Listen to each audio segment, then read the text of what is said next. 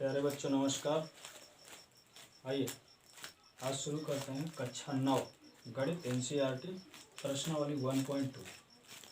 ठीक, तो चलिए देखिए, नीचे दिए गए सत्य हैं या असत्य हैं कारण के साथ उत्तर दो। प्रत्येक अपरिमेय संख्या एक वास्तविक संख्या होती है। ठीक, चलिए आइए सबसे पहले हम जान लेते हैं कि वास्तविक संख्याएं होती क्या हैं। वास्तविक संख्या, देखिए कल हम लोगों ने क्या पढ़ा था कि प्राकृतिक संख्या क्या होती है और पूर्ण संख्या क्या होती है और पूर्णांक संख्या क्या होती है। कल हम इन चीज़ों के बारे में जान लिया था अच्छी तरह से। आज हम केवल वास्तविक संख्याओं के बारे में जानेंगे। तो देखिए, कल हमने पढ़ा था कि अगर यहाँ पर 5 लिखा है, ठीक, अब ए 5 लिखा है, 5 के बटे में हम 1 लगा सकते हैं, या फिर 8 लिखा है, 8 के बटे में 1 लगा सकते हैं, या फिर 0 लिखा है, 0 के बटे में 1 लगा सकते हैं। ये हमारी संख्याएं क्या हो गई, ये हमारी संख्या हो गई परिमेय संख्या। परिमेय संख्या, क्योंकि हमने कल जान लिया था कि परिमेय संख्या कहते किसे हैं, जो p बटे q के रूप में लिखी होती है और जब p का मान 0 के बराबर नहीं होता है उसको तुम कहते हैं परिमेय संख्या। ठीक है।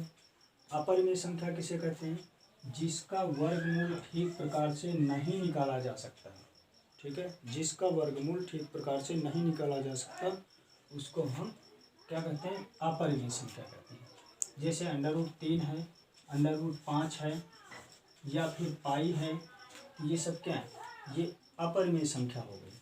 अब बताइए, ये तो हो गया परिमेय और ये हो गया अपरिमेय। लेकिन अगर दोनों का कॉम्बिनेशन किया जाए, मिला दिया जाए दोनों को, तो क्या कहते हैं, कंपैरिजन अगर दोनों को करें, दोनों को अगर मिक्स कर दिया जाए, तो अगर हम इन दोनों को मिक्स कर देंगे तो क्या बोलेंगे, बोलेंगे वास्तविक संख्या। ठीक है बच्चों, तो ये हो गया वास्तविक संख्या। इसका मतलब कि परिमेय और अपरिमेय दोनों को मिला करके हम वास्तविक संख्या बोलते हैं। ठीक, तो अब आइए, अब आगे आते हैं। ठीक है, देखता हूँ थोड़ा सा, चलिए बच्चों अब आगे देखते हैं। अब आपको चलते हैं क्वेश्चन की तरफ ले चलते हैं। क्या कहता है क्वेश्चन, पहले लिखा है कि प्रत्येक अपरिमेय संख्या एक वास्तविक संख्या होती है। अब चलिए, अगर हमने अपरिमेय संख्या लिखी, मान लो हमने 8 लिखा, बटे में 1 लिखा, या फिर हमने 5 बटे में 1 लिखा, या फिर 2 बटे में 1 लिखा, तो इसका मतलब, और या फिर -3 बटे में 1 लिख दिया, ये पूरी क्या है, परिमेय संख्या। क्या ये पूरी परिमेय संख्या वास्तविक संख्या नहीं होगी। अभी तो हमने पढ़ा था ना कि जितनी की जितनी परिमेय सारी की सारी वास्तविक, जितनी अपरिमेय हैं सारी वास्तविक। परिमेय और अपरिमेय भी पूरी वास्तविक ही होती है। तो इसका मतलब जो पहला वाक्य लिखा है, ये वाक्य हमारा क्या है, सत्य है। सत्य क्यों सत्य है, उसने ये भी कहा है कि भाई कारण के साथ उत्तर दीजिए। शायद आपको दिखाई नहीं पड़ता होगा क्योंकि सामने लाइट लगी हुई है।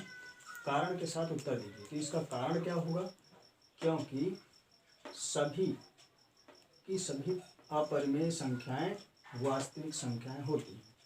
ठीक है बच्चों, तो चलिए पहला वाला सॉल्व हो गया। दूसरा देखते हैं, संख्या रेखा का प्रत्येक बिंदु √m का होता है जहाँ m एक प्राकृतिक संख्या है। तो बताइए, अगर आपने एक नंबर लाइन खींचा और इसको आपने 0 से शुरू किया, 1 2 3 और इस तरह आगे बढ़ता जाता है। पीछे अगर आते हैं तो -1 -2 -3 इस तरह से इधर बढ़ता जाता है।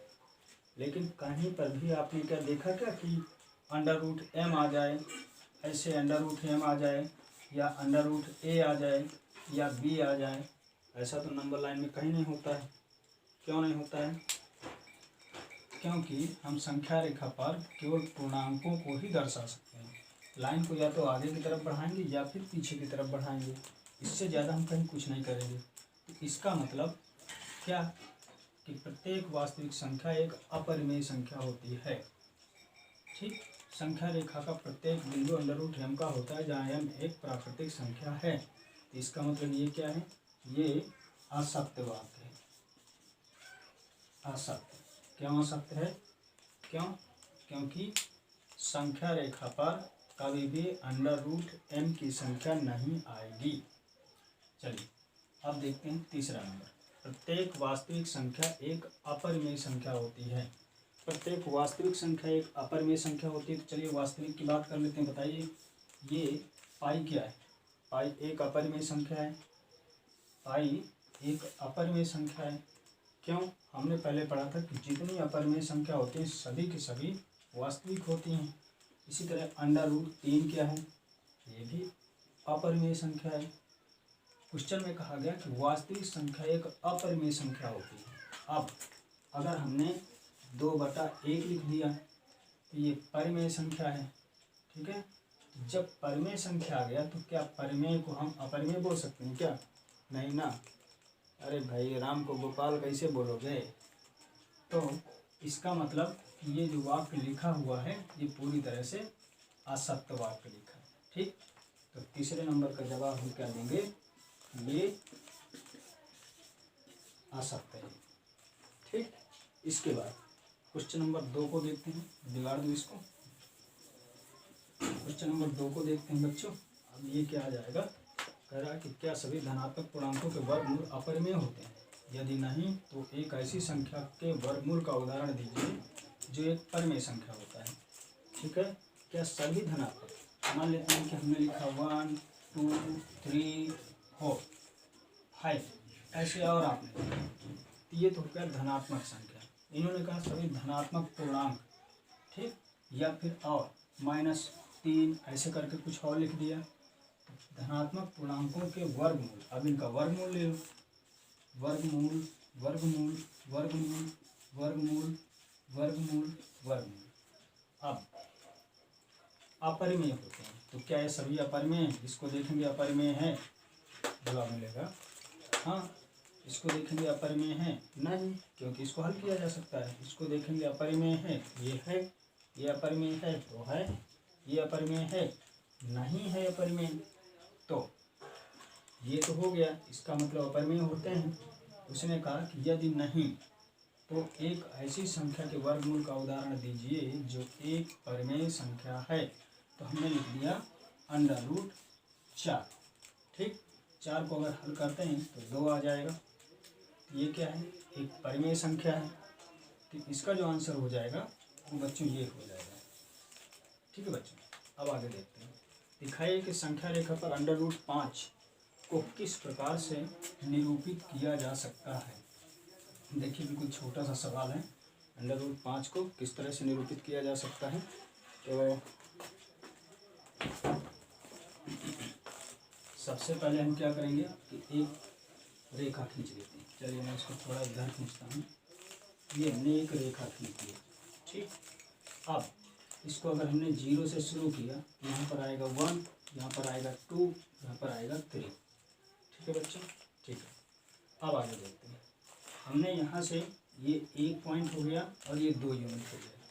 ठीक है, तो जितना ये 1 यूनिट है तो 1 यूनिट के बराबर ही हमें इसका परपेंडिकुलर खींचना। परपेंडिकुलर कैसे खींचना आपको पता है कि लंगड़े का प्रयोग होता है, पेंसिल का प्रयोग होता है।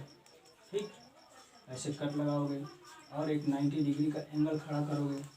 ये 90 डिग्री का जितना ये डिस्टेंस है, चाहे ये वाला ले लो चाहे ये वाला ले लो, उतना ही नाप के एक कट लगा दिया। ऐसे यहाँ से आ गया। अब इसको पटरी रखा और इसको इससे ऐड कर दिया, जोड़ दिया। ठीक है, अब देखिए यहाँ से यहाँ तक का जो पूरा डिस्टेंस है ये तो 2 यूनिट है, 2 यूनिट, और ये 1 यूनिट है, 1 यूनिट। अब क्या करते हैं कि अगर हम इसको पाइथागोरस प्रमेय से हल करते हैं, पाइथागोरस प्रमेय से अगर इसको हल करते हैं तो क्या आता है, आधार का स्क्वायर। ठीक, इसको नाम दे देते हैं ए बी और सी। आधार क्या है, ए सी है, तो ए सी का स्क्वायर, फिर प्लस लंब का स्क्वायर बी सी का स्क्वायर। बी सी का स्क्वायर किसके बराबर होता है, कारण के स्क्वायर के बराबर। ए बी का स्क्वायर।